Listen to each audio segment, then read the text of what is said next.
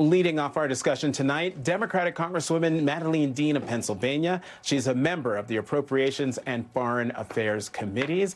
Congresswoman Dean, I am very happy to talk to you tonight because I want you to tell us what happened in today's Iran conference call with Rubio and Witkoff. And this is an important day. And strangely, as we're taking in these Supreme Court decisions and the rant and raving of the president, we had a conference call. It was not a classified call with Secretary Rubio and Mr. Witkoff, and it was bipartisan, members of Congress, House members, Republicans, Democrats. Mr. Rubio gave a very brief opening, just talking about the shots back and forth over the course of the last 4 days, then sent it open to questions. We didn't learn much of anything. I have to be very, very honest with you. And it was all based on talking about the MOU, the 14-point MOU. I did ask a set of questions to the secretary and to Mr. Witkoff, which really piqued his ire.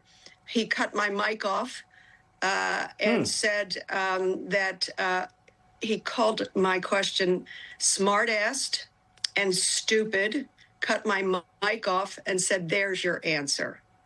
I was simply asking tough questions about who wrote the MOU, why does it sound so in favor of Iran, and from literally paragraph 1, we're already out of sync with what was to happen. I also mentioned the fact, and I think we should never forget, that in this reckless, unconstitutional war, which is what I said to the gentleman on the call, 13 service members have died. We must never forget that. Hundreds have been wounded and thousands of civilians killed throughout the region. But he called me smart-assed, stupid. I think this diplomat or would-be diplomat's been hanging around the president too much. Wow. Did anyone object to the Secretary of State speaking to you in that manner at all? On a chain for members, my colleagues were outraged, said it's unacceptable, disrespectful. Madeleine was simply asking tough questions. I added to the question, just to be completely transparent, and I think it's a fair question. I asked Mr. Witkoff, I said, in your work, how much of your work in the region is for the United States of America and resolving these issues, and how much of your time is being spent on your own ventures?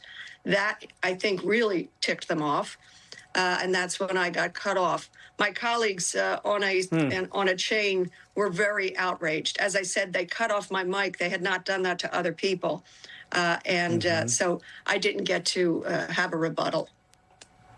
Congresswoman, if Democrats retake the majority in November's elections, will they look into the dealings of Steve Witkoff in his sort of dual role as being an envoy? I'm sure we will. I'm sure that it is a responsible oversight that we will do. You've seen the recent reporting around Mr. Lutnick and Mr. Trump and their sons. We have to have oversight into the corruption, the cruelty, the rubble, and the rot that is this administration.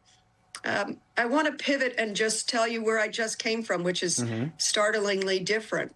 I just came from a dinner, again, bipartisan, Republicans and Democrats. We were invited to the Embassy of Qatar, and the ambassador of Qatar, Oman, and Saudi Arabia were there talking about the region and the change in the region as a result of this war in Iran.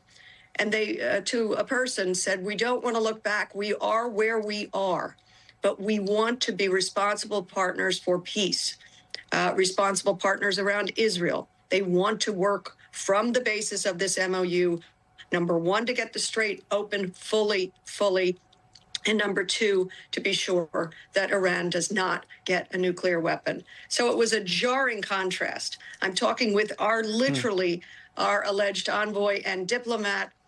They were not diplomatic with us. They were not forthcoming with us. And we had a very robust conversation at the embassy this evening.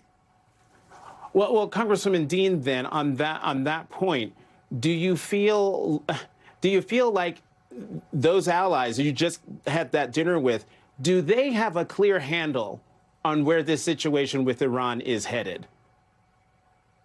I think they have a very different handle, and they are quite united, at least in what they were saying to us. The GCC 6 countries are quite united in what they want to do in terms of prosperity and peace in the region.